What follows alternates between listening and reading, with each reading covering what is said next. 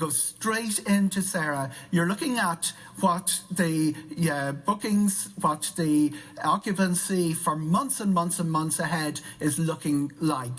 What I'm reading is that big city tourism is suffering disproportionately, and the big demand drivers, 2021 for instance, would have been the biennial England rugby match which fills Dublin's hotels. Those big demand drivers are gone from the cities, and the countryside, the rural areas, not doing as badly.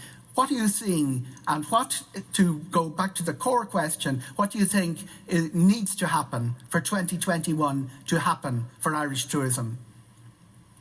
Yeah, thanks, Eoghan. Good morning, everybody. Delighted to be here this morning. I think it's a bit of a mixed bag. I think your summary is pretty accurate in terms of the big gateway cities are certainly the locations that have struggled, certainly into the early part of the kind of recovery and coming out of lockdowns. We have seen that shift somewhat for Dublin. We're seeing about 35% of rooms, certainly over the next week or two, are sold, or as we call it, business on the books. Dates into the future like New Year's Eve, about 35% so far on the books for city centre, a little bit less maybe in surroundings and airport. But it is still really the more regional markets and markets outside of Dublin that we're seeing progress a little bit faster. If you compare Cork is about 50% for this coming weekend, looking at close to kind of 60% for New Year's Eve. And then you mentioned the rugby. I'm a big rugby fan. Fly the flag for Ireland quite frequently through Six Nations. Interesting, it feels very, very close again, given all the delays with the last few games. And we're already seeing kind of high teens on the books for city centre Dublin as well. So still, though, the same pattern. The pattern used to be that the regions performed behind Dublin and maybe weren't as strong. And I'm seeing that pattern shift somewhat, especially when you look at the demand drivers and the greater ability to social distance. And I'm sure some of my esteemed colleagues and panellists will talk more about what needs to happen: vaccine, airlift, generally speaking, consumer confidence. I think Simon touched on that as well. We see the pattern as being domestic leisure returning first, corporate next, international hopefully not too far behind. I'm sure Elizabeth will have a much better view on that, and then group.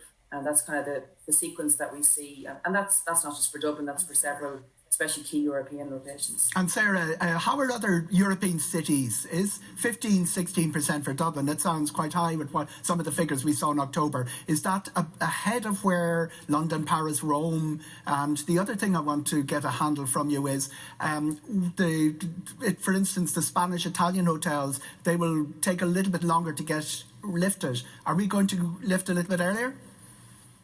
Yeah, certainly just to clarify on the Dublin piece, though, and that kind of 35-36% is just the next couple of weeks. We expect the capital to kind of close somewhere around the 30% for the whole year. It's a similar read when you look at the Barcelonas, the Madrids, the Amsterdams, the Edinburghs, maybe even a little bit less in places like Rome and Madrid.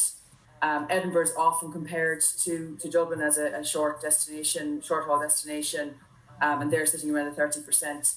They definitely take longer for the issues of this world. Any of the locations in Italy, they're more reliant on seasonality, and they're certainly entering into a new lockdown now over the entire Christmas and New Year period as well. So they're more in the kind of early 20s, maybe mid 20s at an absolute push. And will take longer, expecting kind of Q2 and maybe even into Q3 of next year before we really start to see the recovery in those locations.